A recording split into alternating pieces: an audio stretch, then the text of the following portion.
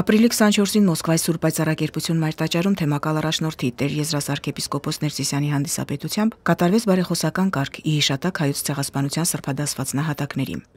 Արարողության ավարտին Սրբազան հայրն ընթերցեց Գարեգին II ամենայն հայոց կաթողիկոսի ուղերձը հայոց ցեղասպանության սուրբ նահատակների հիշատակի օրվա առիթով։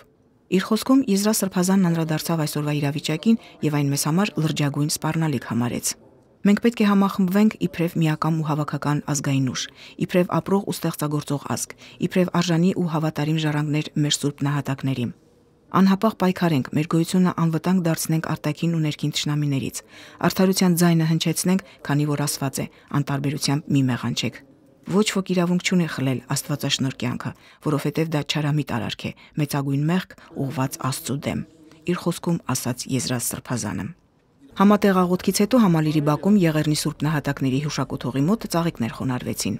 Ներկային Ռուսաստանի Դաշնությունում Հայաստանի Հանրապետության արտակարգ եւ լիազոր դեսպան Վաղարշակ Հարությունյանը, դեսպանատան աշխատակիցներ, հասարակական կազմակերպությունների ներկայացուցիչներ, հայ համայնքի անդամներ, ուսանողներ, Սուրբ Գրիգոր Նարեկացու անվան վարժարանի սաներ։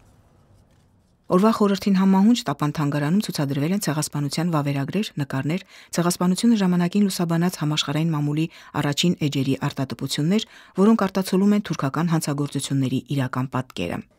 Ժամանակի միջազգային մամուլից տեղեկանում ենք, թե ովքեր են եղել հայ ժողովրդի կողքին ամենածանր օրերին, ովքեր են խոսքով ու գործով օգնել վերապրածներին։ Ալվարդ Նազարյան, Արթուր Սարգսյան, Եկեղեցական կյանք, Մոսկվա։